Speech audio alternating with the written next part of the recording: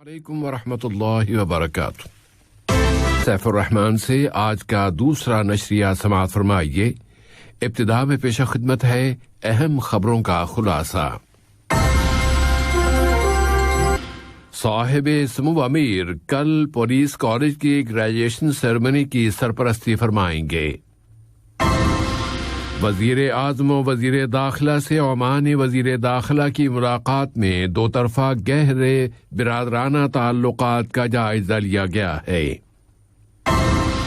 Qatar corona virus पर काबू पाने की कोशिशें जारी रखे हुए है और इस बीमारी से सेहत पाने वालों की तादाद अब 1,45,000 के करीब हो गई है।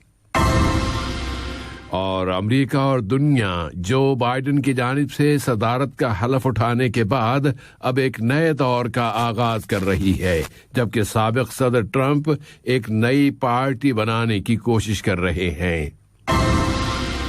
ये था अहम खबरों का खुलासा और अब पेश खिदमत है रेडियो कतर से आज का दूसरा मुफस्सल नशरिया।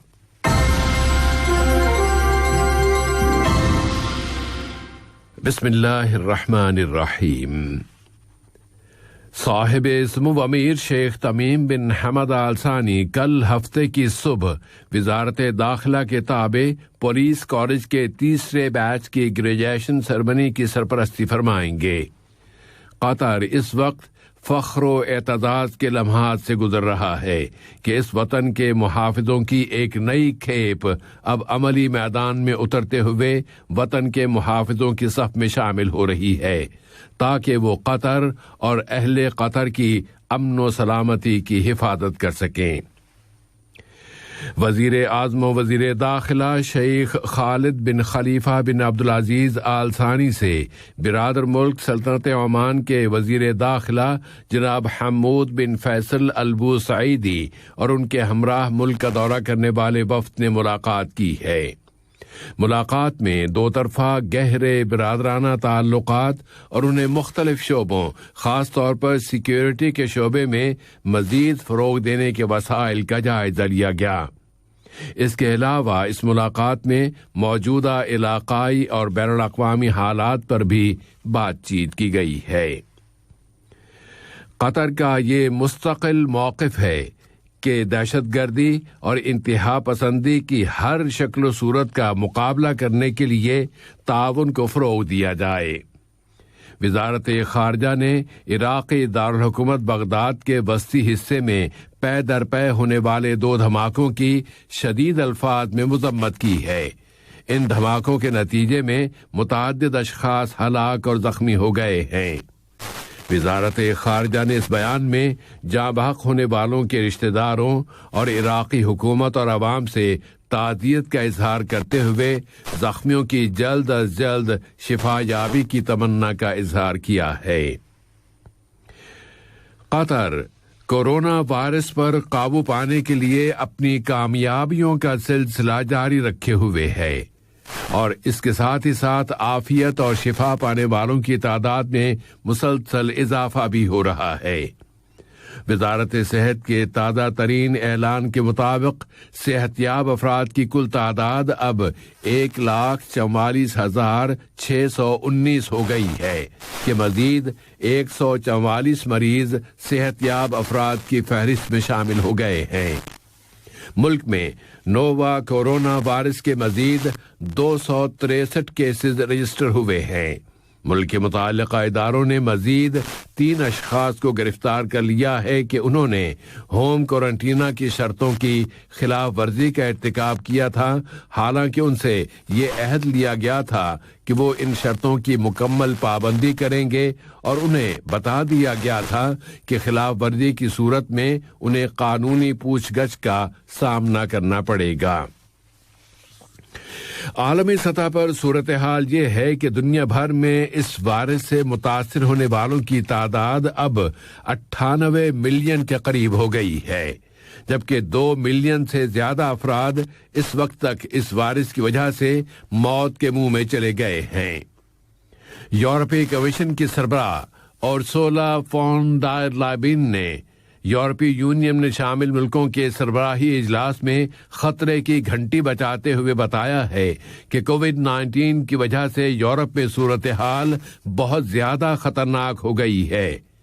یورپی سربراہ کانفرنس نے اب اپیل کر دی ہے کہ اس وائرس کی تبدیل شدہ شکلوں سے بچنے کے لیے لوگ یورپی ملکوں میں غیر ضروری سفر سے اجتناب برتیں۔ امریکہ میں صدر جو بائیڈن کی جانب سے باضابطہ سرکاری طور پر صدارت کا حلف اٹھانے کے بعد امریکہ اور پوری دنیا ایک نئے دور کا آغاز کر رہی ہے۔ صدر بائیڈن نے اپنی صدارت کے پہلے روز ہی 15 ایگزیکٹو آرڈر پر دستخط کر دیے، جن کے ذریعے ان کے پیش رو ڈونلڈ ٹرمپ کے بہت سے فیصلے منسوخ کر دیے گئے ہیں۔ انہوں نے امریکہ کے لیے پوری امن اور سلامتی کے ساتھ سفر کرنے کی حوصلہ افزائی کے فیصلے پر بھی دستخط کر دیے ہیں۔ جو بائیڈن نے صدارت کا عہدہ سنبھالنے کے بعد چند گھنٹوں کے اندر اندر ہی ان ایگزیکٹو آرڈرز پر دستخط کرتے ہوئے اپنے پیش رو ٹرمپ کے ترکے سے نجات حاصل کر لی ہے۔ ان میں سے کچھ فیصلے کورونا وائرس کا مقابلہ کرنے سے بھی متعلق ہیں۔ اسی طرح ان فیصلوں کے ذریعے امیگریشن کے شعبے میں سابق صدر ٹرمپ کی جانب سے کیے جانے والے اقدامات اب مکمل طور پر واپس لے لیے گئے ہیں۔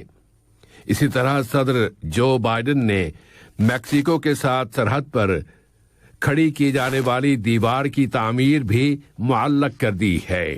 انہوں نے ایک قانونی بل کانگریس کو بھی روانہ کر دیا ہے، جس کے ذریعے اب امریکہ میں غیر قانونی طریقے سے رہنے والے کئی ملین باشندے امریکی شہریت حاصل کر سکیں گے۔ امریکہ کی نائب صدر کمالا ہیرس نے سینٹ کے ایک اجلاس کی صدارت کی ہے، جس میں ڈیموکریٹک پارٹی سے تعلق رکھنے والے 3 افراد نے سینٹ کی رکنیت کے حلف اٹھا لیے ہیں۔ اس طرح اب سینٹ میں ڈیموکریٹس کو اکثریت حاصل ہو گئی ہے۔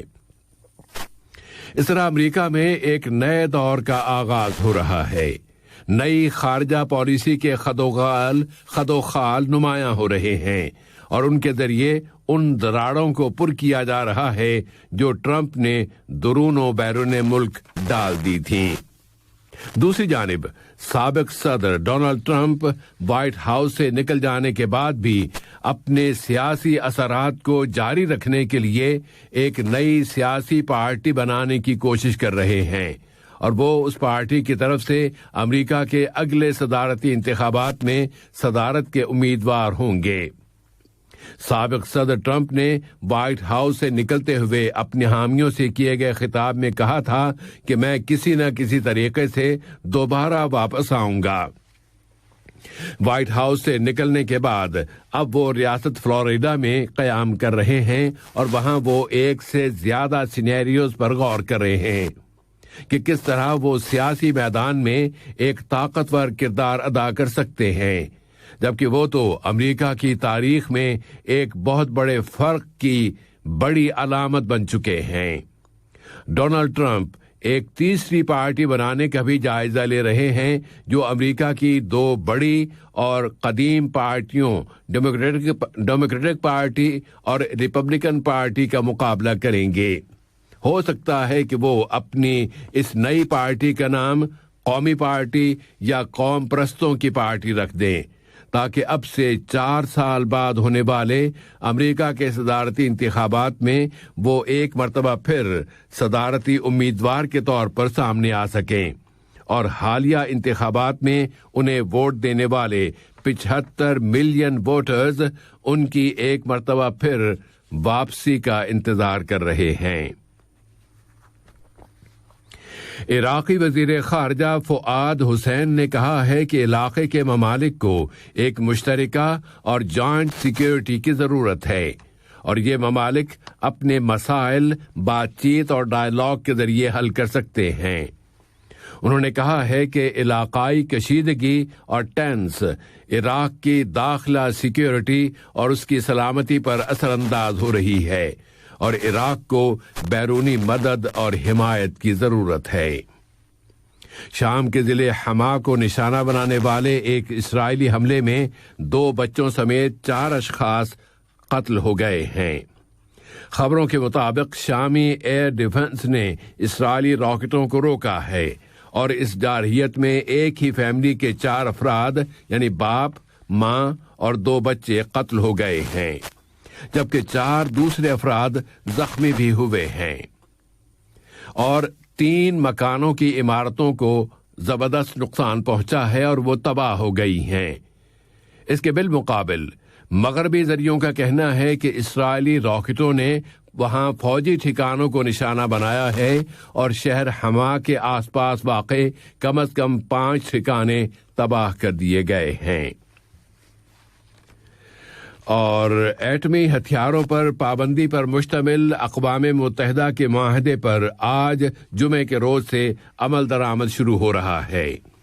دنیا کے تقریباً 2/3 ملکوں نے سن 2017 میں اس معاہدے پر دستخط کیے تھے۔